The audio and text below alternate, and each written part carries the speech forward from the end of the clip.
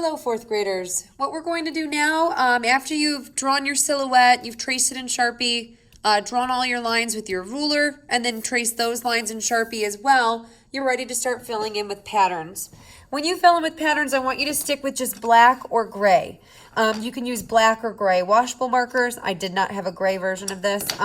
You can use black or gray crayons and black or gray colored pencils. I'm going to use some of all three because I think that all three of these, colored pencil, crayon, and marker, make different kinds of lines. Like the colored pencil, for instance, I like to use this on smaller spaces because I feel like it takes a long time to sort of fill in. But the colored pencil makes really delicate lines, really intricate designs, and they're a little bit lighter. Whereas I feel like the crayon makes, kind of big, bold, fuzzy lines, kind of like that. So I'm gonna use some of all of them. Another thing I like is instead of just adding straight up lines like this, I want you to add some that have really dark areas. So like what I'm going to do is I'm going to fill in every other space solid black with this guy. What I'm actually going to start doing towards the middle is I'm going to get these guys even darker towards the edge and lighter towards the center. So what that's called when you have a dark area and it fades out to a lighter area is it's called a gradation. I use gradations a lot in art class, and you'll use them a lot in your future in art class, especially when we start to create shadows. We do a light and shadows project in 8th grade. Actually, we do quite a bit of shading in 7th grade too. So anyway, so don't forget about it because we will use it a lot in your future. Actually, 5th and 6th grade do quite a bit of shading as well, now that I think about it. So anyway, so see how these are dark on the edges, lighter towards the center? That's a gradation when they start in dark and fade. And you can see that that pattern looks so much different now that I filled in every other space as opposed to just leaving it just plain old lines.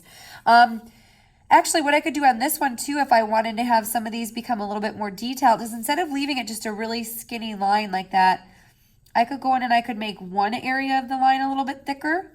So maybe it's not thicker all the way through, but maybe on some parts it gets thick and some parts it gets skinny. Again, it just makes the pattern stand out a little bit more, makes it look a little bit more detailed and interesting, as opposed to just leaving it as like, just tiny little stick skinny lines. You could hide your name in there if you want to. So like maybe I'll write Mrs. Campanella in this one. I'm going to write it kind of fancy, like it's like cursive or something. So I'm going to write a fancy C. I better make sure I can fit that whole name there. Okay, there we go. Mrs. Campanella. And then if you want to, if it looks very obvious that it's a name, you could actually add some swirly lines over it. So I'm just going to go in and add wavy lines to this one so that it kind of looks like obscured, like the name is just sort of part of a pattern, not so much an obvious name. But it's up to you. If you want to leave it kind of obvious, you can leave it obvious too. With the marker, oops, hello. I'm going to do some other kind of bold pattern. Oh, you know what? With this one, I'm going to do a checkerboard. I really like a checkerboard pattern in here because they make for a really bold statement, like a pattern that you just can't miss. It can be seen from a distance. So to do any checkerboard, you're going to do lines in one direction, come back in with lines in another direction. These don't have to be perfectly straight like mine either. I'll show you a wavy checkerboard when I get done. Now you're just going to fill in every other section solid black. So when I move on from row to row, I just want to make sure that the boxes I'm coloring in are only touching at the corners. So I wouldn't want to color this one in. I'm going to skip that one, go to the next one. So you can see that all these boxes are only joined by their corner. We don't want anything to be side by side. So you kind of have to progress from the same side. I wouldn't want to start from the opposite end and work my way forward because you just won't be sure if things will line up or not. So take your time when doing checkerboards. A lot of people make mistakes while coloring these. I thought I almost did it just a second ago. Okay. Anyway, so there's a checkerboard. Some people will go in then. Sorry, the bells ring in these videos. Some people will go in and try to fill these guys in gray with the black. I wouldn't recommend doing that. I would just do gray and white or black and white. It makes the pattern stand out more. Another cool pattern you guys can do, I might actually zoom in for this one. Sorry, let me reposition this. Okay. Yeah, I'm going to zoom in right here to this one, and I'm going to do a spider web pattern. So if you'd like to do a spider web at any point, oh, you know what? Sorry, before I do spider web, let me do a wavy checkerboard. So if you want to do a wavy checkerboard, just do wavy lines. So I'm going to do lines that all kind of wave the same way.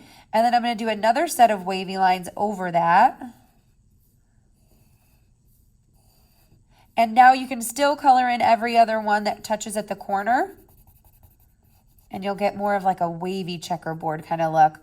Some cool things that I've had people do when they do checkerboards is if they do gradations on these ones as well. So if you leave like one part of the square kind of light and the other's dark, it almost looks like a tablecloth or something kind of waving in the wind, or a flag or something like that. Because it starts to look like there's shadows on there. So I'm just going to make this corner dark, make this area light. Remember, when you're doing gradations, it needs to gradually fade out from dark to light in order to work.